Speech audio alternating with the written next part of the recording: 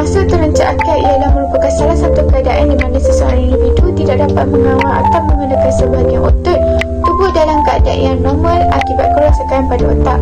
Secara tidak langsung, kerosakan pada otak tersebut menyebabkan seseorang individu mengalami kurang upaya perkembangan dan kerencatan akal.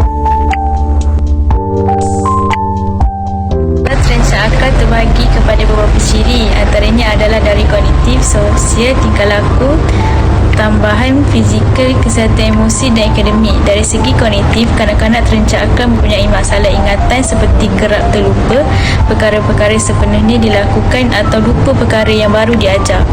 Selain itu, metakognisi adalah kebolehan untuk berfikir. Sekiranya menghadapi sesuatu masalah dan rutin harian, mereka akan menghadapi kesukaran menyelesaikannya. Mereka juga mengalami masalah motivasi yang rendah seperti tidak mahu meneruskan sesuatu tugasan dan mudah berputus asa. Kebanyakan kanak-kanak terencak akal menghadapi masalah kelewatan dalam perkembangan bahasa. Misalnya, mereka mengambil masa yang lama hanya untuk memahami konsep mudah seperti konsep atas, bawah, tepi dan sebagainya. Seterusnya, dari segi sosial, kebanyakan murid terencak akal menghadapi kesukaran dalam hubungan sosial. Kebiasaannya mereka kurang diterima oleh rakan sebaya dan mungkin diketepikan. Keadaan ini disebabkan murid ini berkelakuan tidak matang, tidak mempunyai masalah menguasai sosial sehingga mereka kerap kali salah tafsir asyik-asyik murid. Terdapat setengah kanak-kanak terencak akal mempunyai tingkah laku yang khusus, antaranya adalah seperti mahukan ganjaran tertentu, menarik rambut, menggigit atau tabiat suka mencederakan diri. Mereka memerlukan perhatian akibat daripada perasaan kesunyian, kemurungan dan juga kemarahan sosial. Bukan itu sahaja, individu terencak akal mempunyai masalah kesihatan sampingan seperti kecacatan yang dialami. Misalnya, kanak-kanak sindrom Down menunjukkan ciri-ciri kelainan kepada muka, jari dan badan serta penyakit-penyakit jantung, berlubang dan paru-paru. Dalam proses pembelajaran, murid terencak akal selalunya perlu bekerja lebih keras, membuat latihan yang banyak dan memerlukan masa yang lama. Individu terencak akal akan menghadapi masalah pencapaian akademik yang rendah. Cara rawatan yang perlu diambil untuk mengelakkan kelahiran anak terencak akal ialah ibu bapa harus memberi perhatian yang lebih kepada kandungan mereka. Mereka perlu merehatkan diri sebanyak yang perlu untuk memastikan kesihatan bayi dalam kandungan. Tekanan mental fizikal yang dialami oleh ibu boleh memberi kesan negatif kepada bayi dalam kandungan. Pakar perubatan perlu berhati-hati semasa menyambut kelahiran. Mereka harus mengelak penggunaan peralatan yang boleh mencederakan bayi. Contohnya penggunaan forceps. Oleh itu, langkah pencegahan awal harus diambil untuk memastikan kelahiran bayi sihat walafiat. Ibu bapa memahami bahawa kerencatan akal berlaku bukannya kerana kesilapan mereka. Ibu bapa diberi keterangan mengenai punca terencat akal dan apakah yang harus dibuat untuk menjamin keselamatan hidup pesakit dan keluarga. Menjamin pesakit dijaga di rumah keluarga dan bukannya di hospital atau rumah kebajikan. Seterusnya, ibu bapa atau pihak tertentu perlu menjamin pesakit akan diterima bimbingan dan pengajaran untuk mengatasi masalah yang dihadapi. Misalnya, seorang yang berkerancatan akal yang kurang serius tetapi mengalami masalah pendengaran atau diberi tujuan ajar untuk menolongnya bercakap, tetapi percakapan dan bahasa dengan sign language, dan sekiranya diperlu alat pendengaran patut dibeli.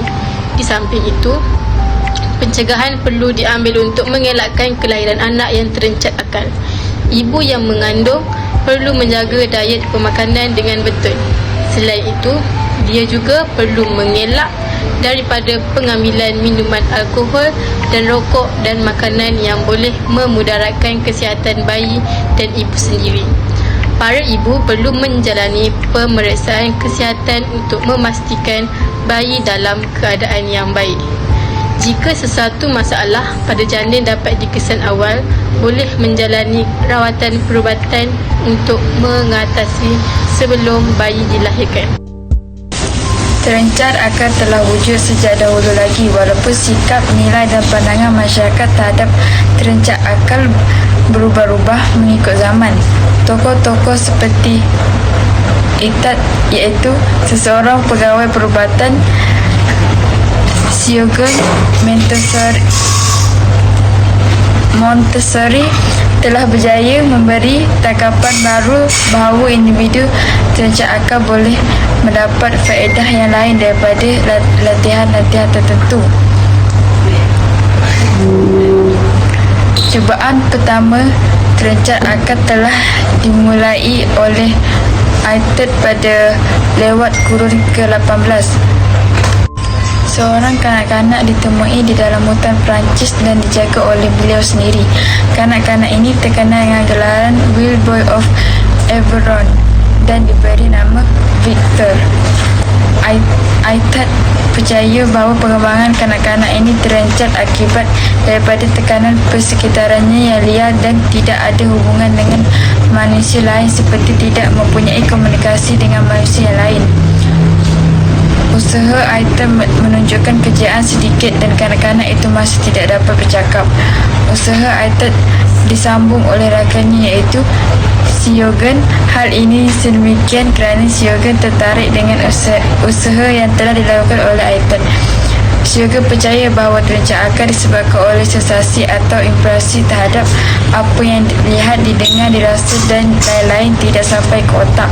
Beliau turut percaya bahawa sekiranya individu terancang akal diberi rangsangan diri dan latihan fizikal secara intensif, maka setidak-tidaknya ada rangsangan yang dapat sampai ke otak mereka.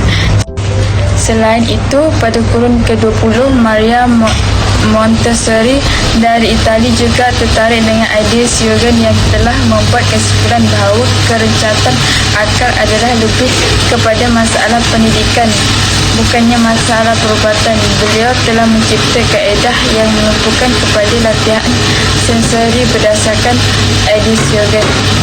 Perubahan terbesar tentang idea terancang akal di dalam masyarakat dapat dilihat pada kebelakangan kurun ke-20. Mereka yang mengambil berat tentang terancang akal mula sedar bahawa sebagai manusia, individu terancang akal juga berhak untuk mengambil bahagian dalam kehidupan masyarakat, menikmati hak dan keistimewaan yang sama seperti masyarakat yang lain. Tunjang kepada perubahan sikap ini adalah konsep normalisasi. Normalisasi menekankan kepentingan membantu individu terancang akal hidup sebaik mungkin seperti seorang insan biasa. Assalamualaikum warahmatullahi wabarakatuh dan salam sejahtera. Saya Nifatin Nabila binti Syarul Nizam daripada kelas 4A. Nombor matrik saya DA Palang F Palang 2021 Palang 11850. Kesimpulan, kanak-kanak diertikan sebagai terancang akal adalah kerana kanak-kanak yang mempunyai daya pemikiran yang bermasalah dalam pembelajaran. Mereka juga yang kerencatan akal yang teruk. Ada yang tidak boleh berjalan dan bercakap. Manakala bagi yang tidak teruk, tidak hanyalah mempunyai masalah mempelajari cara-cara hidup seperti menjaga diri. Kecacatan terbahagi kepada kecacatan fizikal atau anggota, penglihatan dan juga pendengaran. Kecacatan anggota tidak bermakna anak yang terlibat kerencatan akal. Selain itu, kanak-kanak terancang memerlukan masa yang lama untuk mempelajari sesuatu kemahiran. Hanya sebagai kecil sahaja, kanak-kanak yang sihat dan normal itu tidak semuanya akan menjadi orang dewasa yang normal. Di samping itu, 30% daripada kanak-kanak yang terancang akal teruk disebabkan oleh kenormalan genetik seperti sindrom Down, 25% disebabkan palsi cerebrum, 30% disebabkan oleh meningitis dan masalah perinatal, manakala 15% tidak ada sebab-sebab tertentu. Kanak-kanak seperti ini mempunyai ukuran IQ kurang daripada 15%, tidak ada sebab-sebab tertentu. Kanak-kanak sebegini mempunyai ukuran IQ kurang daripada 50. Seterusnya, kanak-kanak khas adalah kanak-kanak yang berbeza daripada kanak-kanak biasa dari segi ciri-ciri fizikal. Mereka memerlukan pelajaran yang khas, memerlukan khidmat pembantu atau kedua-dua sekali untuk mencapai taraf dan keupayaan mereka. Kemudian, kanak-kanak terancang akal terdiri daripada tahap-tahap kecacatan yang berbeza. Perlu diberi perkhidmatan yang berbeza, perlu pula mengikut fizikal dan mental mereka. Selepas itu, bagi individu berkeperluan khas yang keterukannya teruk dan sangat teruk, Jabatan Kebajikan Masyarakat telah melakukan yang terbaik untuk melatih mereka supaya boleh mengurus diri dan berdikari. melalui Jabatan Kebajikan Masyarakat melalui latihan-latihan yang tersusun. Bagi kategori yang sangat teruk, mereka perlu dijaga dengan baik. Itu sahaja daripada saya. Terima kasih.